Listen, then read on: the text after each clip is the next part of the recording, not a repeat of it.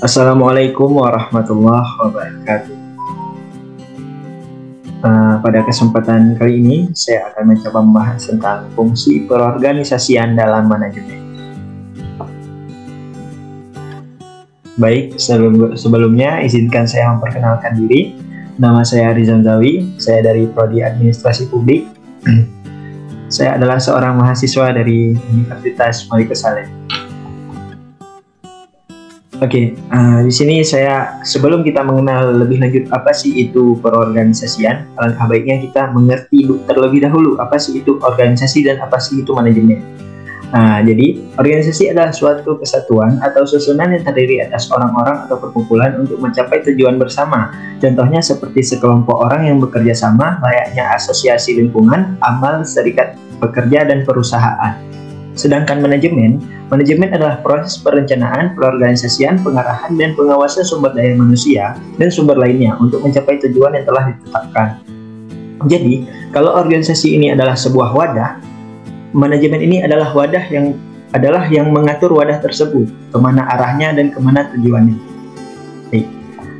Selanjutnya ada perorganisasian. Perorganisasian adalah langkah untuk menetapkan atau menggolongkan dan mengatur berbagai macam kegiatan, menetapkan tugas-tugas pokok dan wewenang, dan pendelegasian wewenang oleh pemimpin kepada staf dalam rangka mencapai tujuan organisasi. Organisasian juga sebagai proses mengatur tugas, wewenang, dan tanggung jawab setiap individu untuk mencapai tujuan yang telah direncanakan. Bukan hanya mengatur orang, tetapi sumber daya yang dimiliki termasuk uang, mesin, waktu, dan semuanya tanpa terkecuali. Ada pula fungsi dari perorganisasian dan manajemen. Yang pertama, fungsi perorganisasian dalam manajemen adalah proses mengatur tugas, wewenang, dan tanggung jawab setiap individu dalam manajemen menjadi satu kesatuan untuk mencapai tujuan yang telah direncanakan. Sedangkan fungsi manajemen adalah setelah adanya perencanaan, maka harus adanya perorganisasian. Yang dimaksud perorganisasian di sini adalah manajer dapat menempatkan orang-orang dalam struktur formal yang di dalamnya terkandung tugas-tugas serta hak dan kewajiban atas penggunaan sumber daya organisasi untuk mencapai tujuan organisasi. Struktur formal ini biasa dikenal dengan nama struktur organisasi yang dapat mempengaruhi sikap dan perilaku karyawan terhadap pekerjaan mereka.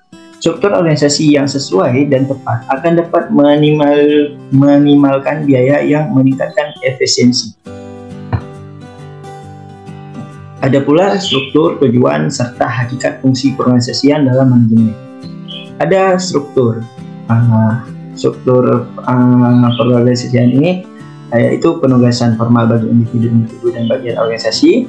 Yang kedua ada hubungan komunikasi dan pelaporan formal termasuk garis wewenang, penanggung jawab, keputusan, jumlah tingkat hierarki, dan jenjang kontrol manajer. Dan yang ketiga ada bahwa penyusunan struktur ini untuk memastikan terjadinya koordinasi yang efektif bagi karyawan di seluruh lini dan bagian organisasi. Dan ada pula tujuan. Yang pertama menetapkan tujuan yang kemudian dicapai bersama menggunakan berbagai tingkat pimpinan perusahaan dalam hierarki kepemimpinan. Dan yang kedua memantau hasil dan membangun perusahaan yang lebih kuat. Strategi yang dapat melibatkan pelatihan karyawan, strategi promosi, efisiensi, operasi, dan aspek lain. Dan ada pula hakikat dalam perorganisasian. Yang pertama ada kumpulan individu-individu. Organisasi merupakan kumpulan orang-orang, maka perlu yang berserikat dalam bekerja sama. Hanya sekumpulan manusia saja yang dapat dikategorikan sebagai organisasi. Walaupun terdapat sekumpulan hewan, tumbuhan, yang berkelompok atau bergerombol, tidak disebut organisasi. Mereka hanya disebut gerombolan. Jadi organisasi ini adalah perkumpulan dari orang-orang. Selain dari orang tidak bisa disebut perorganisasian. Yang kedua ada memiliki tujuan. Kriteria kedua terbentuk organisasi adalah memiliki tujuan. Walaupun terdapat sekelompok orang, namun mereka tidak memiliki tujuan yang sama, maka tidak dapat disebut organisasi. Misal ada sekelompok orang, tujuannya berbeda-beda, walau mereka di satu tempat, itu tidak dapat disebut sebagai organisasi. Dan yang ketiga ada koordinasi. Setelah terdapat dua kriteria tersebut di atas, agar memudahkan dalam pencapaian tujuan, pengkoordinasian ini merupakan kegiatan penting agar organisasi tersebut dapat terarah. Dan yang selanjutnya ada pengembangan organisasi dalam manajemen. Pengembangan organisasi adalah strategi intervensi yang memanfaatkan proses kelompok untuk berfokus pada budaya organisasi, secara menyeluruh dalam rangka melakukan perubahan yang diinginkan. Yang pertama, mula-mula orang berkumpul di antara mereka mengusulkan sebuah organisasi berasal dari beragam latar belakang, maka terjadilah sebuah konflik internal di antara mereka. Peristiwa ini disebut dengan badai organisasi. Dan yang kedua, untuk menyelesaikan masalah tersebut, orang-orang yang ada di dalam organisasi itu, aturan yang harus ditaati oleh setiap orang organisasi. Jadi di setiap organisasi pasti ada aturan, dan aturan itu harus ditaati oleh setiap anggota dari organisasi. Kesepakatan ini disebut dengan norma.